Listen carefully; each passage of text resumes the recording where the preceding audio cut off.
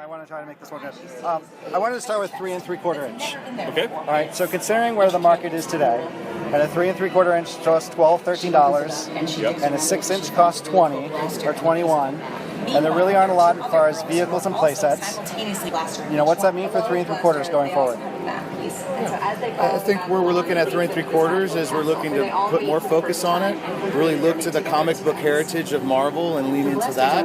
We feel a lot of the collectors at that 3 3/4 scale, the comics and that heritage and lore means so much to them. So you're going to see some new products that we haven't announced yet, but we definitely haven't forgotten 3 3/4 inch, and you're going to see actually a new emphasis on it in coming years coming out of Marvel. Is there retail support for 2 different scales? I think it depends on the retailer and the makeup of their target audience or their consumer. However, right now, fandom and being a fan is more lucrative for a retailer than ever. Our business is larger than it's ever been before, and retailers actually want more, fan-related content, more products. So for us, it's actually a great time to look at, again, 3 3/4 inch, 6 inch, and possibly other areas of the business to leverage. So what's the approach as far as maintaining balance between across 3 3/4 all scales between comics and movie figures? Because there's 2 different crowds that are really buying these, and they often, some want both, and some want one, and some want the other. So how do you approach that? It's a delicate balance. It really is. Like, we have, we like to find a nice balance between both the Marvel movie verses and our classics. We have multiple scales to attract both our kids, our fans, and our hardcore collectors, right? There's not one scale that works perfectly for any one given thing. We like to have a sampling out there that every child that wants to play with an action figure can get a Marvel action figure into his hand.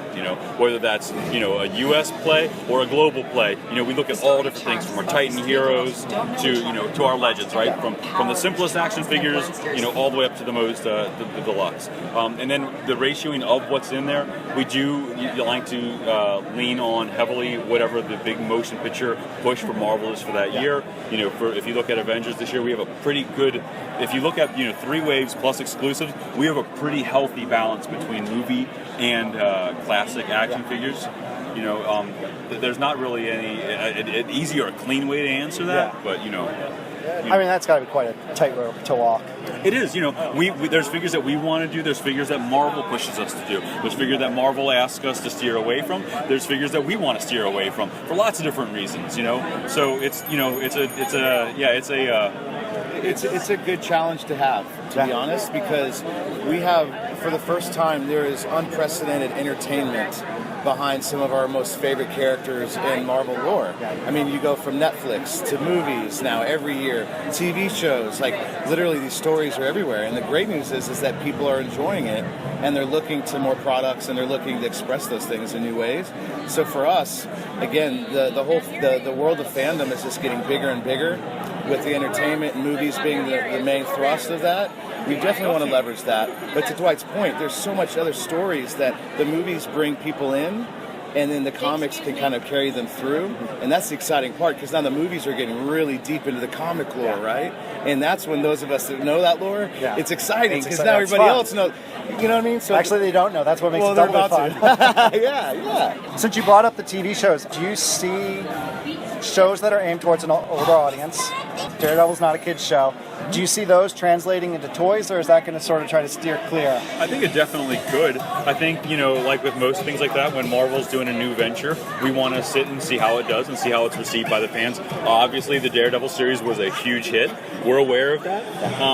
While there's no plans to go into those figures as of today, it's definitely something that we have our pulse on, and we want to see, what the legs of that is, and what's the potential for diving into those darker, corners of the mythos. Yeah, and we've had great success with our Agents of S.H.I.E.L.D.'s TRU 3-pack, and it just shows the power of that entertainment, has a great reach, and we've done great numbers with it. All right, so now a fun question. Okay. So when you were younger, and when you were getting dragged into Toys R Us, KB Toys, Kitty City, what have you, what lines did you like, and how do they inform what you do today? When I was a child, the action figure find that was my greatest accomplishment was we ran to the G.I. Joe toy aisle. It's probably 84-ish, and you're looking nothing. You're like, depression. and my mom takes me takes me to the checkout, and I look behind me where the bubble gum is, and there's Storm Shadow. Someone's mom said, "No, you're not getting this," and they put it on the candy rack, and I grabbed that action figure, and I never asked my mother for purchasing of toys with me, so I respected her. You don't. That day, you didn't do that. So, but I begged her. I'm like, "Mom, you don't understand how hard this figure is to find." And she picked up Storm Shadow for me. So that was my greatest childhood toy purchase moment. And that's the reason why I'm at Hasbro. I was hired as a co-op to work on Tonka. And my very first day on the job, they said, "Yeah, you're not doing Tonka, you're doing G.I. Joe." And I was like, "That's a great first day." I'm like, I don't care about vehicles. I took the job because I wanted to work at Kenner, and I'm just like, okay. And I've never looked back. That was just, that was a magical chapter of my life. And how about you, Mike? I first got enamored with action figures with He-Man. I have to admit, going way back into the day.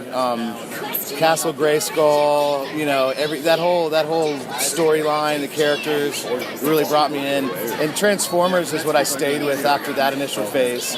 Just even up till now, and Marvel's been kind of part of my collecting as well. So it's exciting for me to be on the Marvel team.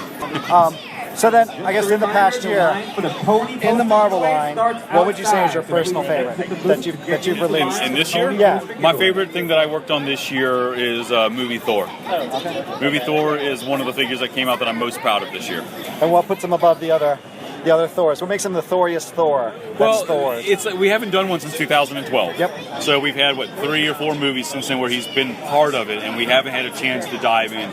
So we were really excited about having the opportunity to burn that figure to the ground and build a whole new one based off of his newer design, which he's been wearing in the last couple of movies, which I really actually like. I think it's a really powerful looking costume for him, and he's so damn handsome. I mean, how can you not? How can you not, right?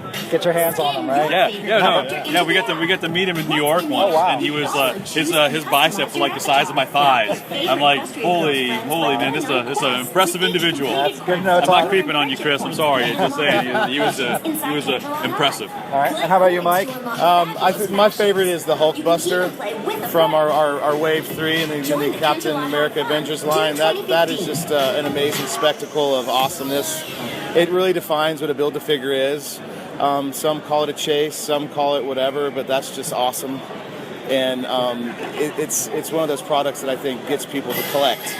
And the Build-A-Figure concept for us has been tremendous, and we're really glad to have revived that from back in the Toy Biz days. Awesome. All right. Thanks, guys. I really appreciate it. Yeah, no problem.